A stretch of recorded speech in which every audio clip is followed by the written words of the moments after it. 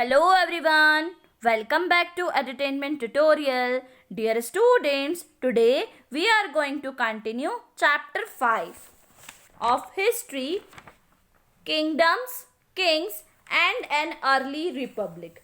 Dear students, आपने वरना के बारे में तो सुना ही होगा. वरना क्या होता है? Dear students, we have many books that were composed in North India, especially in the areas drained by the Ganga and the Yamuna. During this period, these books are often called later Vedic because they were composed after the Rig Veda, about which you learnt in chapter 4. These include the Samveda, Yajurveda and Atharvaveda, as well as other books.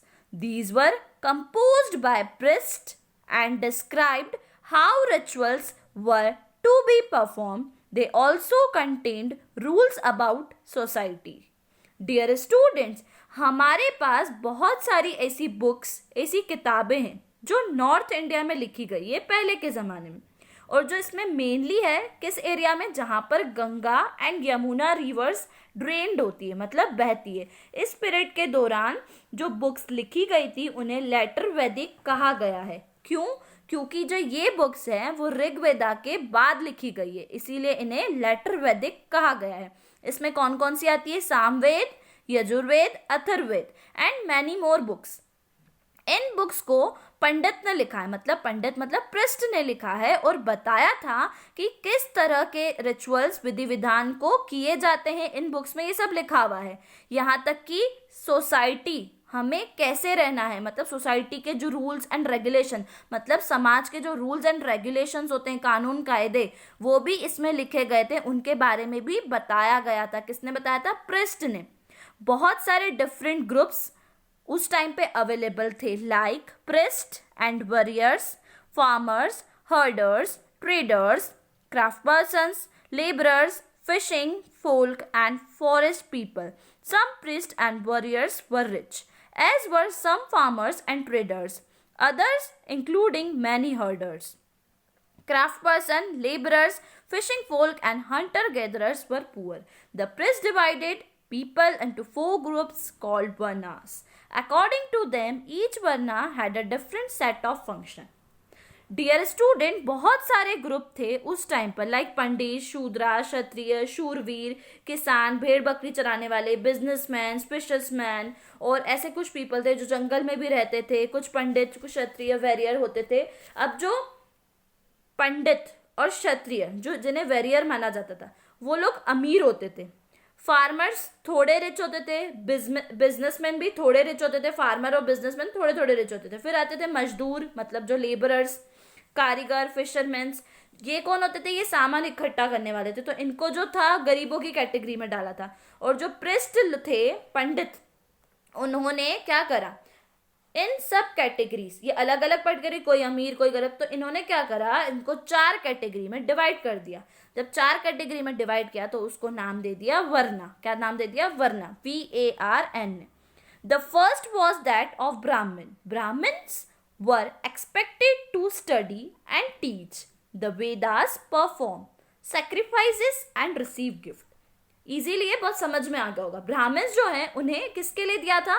कि पढ़ाई करेंगे, सिखाएंगे, वेदों के बारे में दूसरों को ज्ञान देंगे, और जो सैक्रिफाइसेस वाले जितने भी काम होते हैं, रिचुअल्स करवाना, वो सब कौन करवाएगा? पंडित कराएगा. और उसके बदले में, अब पंडित अगर ये काम कर रहा है कि दूसरों को सिखा रहा है, पढ़ाई करवा रहा है, वेदों के बारे में ज्ञान दे रहा है, रिचुअल्स विधि विधान करवा रहा है, तो बदले में क्या होगा? बदले में जो दूसरे लोग हैं काम करवा रहे हैं, वो उन्हें क्या देंगे? गिफ्ट्स देंगे. In the second place were the rulers, was also known as Kshatriya. They were expected to fight battles and protect people. अब जो सेकंड कैटेगरी थी वो थी क्षत्रिय, राजा के लिए. उनसे क्या उम्मीद रखते थे? कि ये लोग तो बैटल में जाएंगे और जीत कर आएंगे, युद्ध में जाएंगे, और सभी लोगों की, सभी पीपल्स की क्या करेंगे? सेफ्टी का ध्यान रखेंगे, मतलब रक्षा करेंगे. थर्ड वर द विश और the वैश्यास. They were expected to be farmers, herders and traders. Both the Kshatriya and the Vaishyas could perform sacrifices. अब थर्ड कैटेगरी जो थी वैश्यास की, इट मीन्स जो खेती बाड़ी करेंगे, गाय भैंसे चराएंगे और बिजनेसमैन्स का काम करेंगे, मतलब जो बिजनेसमैन होते हैं उनका काम कौन करेंगे? वैश्य। अब जो दोनों क्षत्रिय और वैश्य दोनों कैटेगरी जो है वो सेक्रीफाइस और बलिदान जो है उनको फॉलो कर सकते हैं। नेक्स्ट जो फोर्थ था, द लास्ट वन है Shudras, who had to serve the other three groups and could not perform any rituals. Often women were also grouped with the Shudras. Both women and Shudras were not allowed to study the Vedas. अब fourth category जो थी उसमें रखा था शूद्रास को। ये above three categories जो है, कौन कौन सी कैटेगरीज पढ़ी हमने? ब्राह्मण, क्षत्रिय और वैश्य। इन तीनों की जो सेवा करने वाले होंगे वो कौन कहलाएंगे? शूद्रास। और किसी सेक्रीफाइस, इट मीन्स बलिदान, रिचुअल्स, इनको वो फॉलो नहीं करेंगे और उसमें पार्टिसिपेट भी नहीं कर सकते। और जो वुमेन्स, लेडीज, जो महिलाएं थी, उनको भी शूद्रास की कैटेगरी में रखा गया था। शूद्रास एंड वुमेन्स, लेडीज दोनों जो हैं वो वेद, जो 4 वेद होते हैं, उनकी पढ़ाई नहीं कर सकते हैं, उन्हें ये चीज अलाउ नहीं थी, प्रोहिबिट किया गया था। अब पृष्ठ पंडित लोग जो हैं वो कहते थे कि जो ग्रुप्स उन्होंने डिसाइड किए हैं ये पीपल के बर्थ, मतलब जन्म के अकॉर्डिंग डिसाइड किए। फॉर एग्जाम्पल कि फादर एंड मदर ब्राह्मण है तो उनका जो बेटा या बेटी जो भी होगा वो भी क्या होगा? किस कैटेगरी का होगा? ब्राह्मण कैटेगरी में ऑटोमेटिकली जाएगा। इसी तरह से उन्होंने अनटचेबल्स, मतलब अछूत लोगों की भी एक कैटेगरी बनाई, उन्हें भी अलग से क्लासिफाइड किया। लाइक जो कारीगर, हंटर गैदरर्स या जो भी ब्यूरल्स, जो जिसकी डेथ हो जाती है उनको जो गड़ाने का काम करते हैं ना, उनको अनटचेबल कैटेगरी में रखा गया था। The priest also said that these groups were decided on the basis of birth. For example, if one's father and mother were Brahmins, one would automatically become a Brahmin, and so on. Later, they classified some people as untouchable. This include some craft persons, hunters, and gatherers, as well as people who helped perform burials and cremations. The priest said that contact with these groups were polluting. उन्होंने क्या कहा कि जो untouchables हैं, अछूत हैं, like हमने देखा कौन कौन से? हंटर गैदरर्स,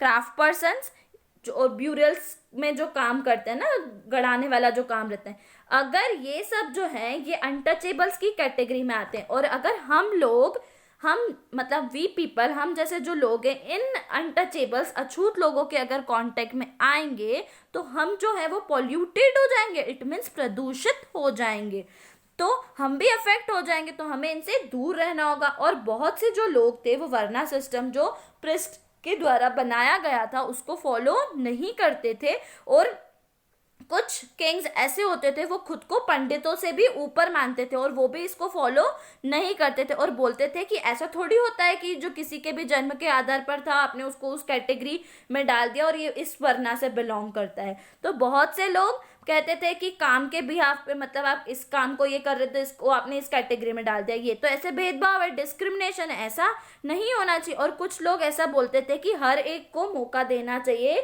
कि वो सभी विधि विधान, रिचुअल्स को फॉलो करे। अनटचेबल्स ने भी बहुत ज़्यादा मतलब इसके अगेंस्ट में गए थे, विरोध किया था, और नॉर्थ ईस्ट एरिया जो था वहां पे देखो लिखा है यहाँ पे, also there were many areas in the subcontinents. Subcontinent में ऐसे बहुत सारे एरियाज हैं जहाँ पे ये सब चीज़ें फॉलो नहीं होती थी, like north east where social and economic differences were not very sharp and were the influence of the priest was limited. जो नॉर्थ ईस्ट में था वहाँ पे ये सब इतना नहीं था, और वहाँ पे ज़्यादा पंडित को भी ज़्यादा इंपॉर्टेंस नहीं दिया जाता था। Hope you all well understood about the varna system. Dear student, in the next video lecture, we will continue this chapter with the topic Janpath. Thanks for watching.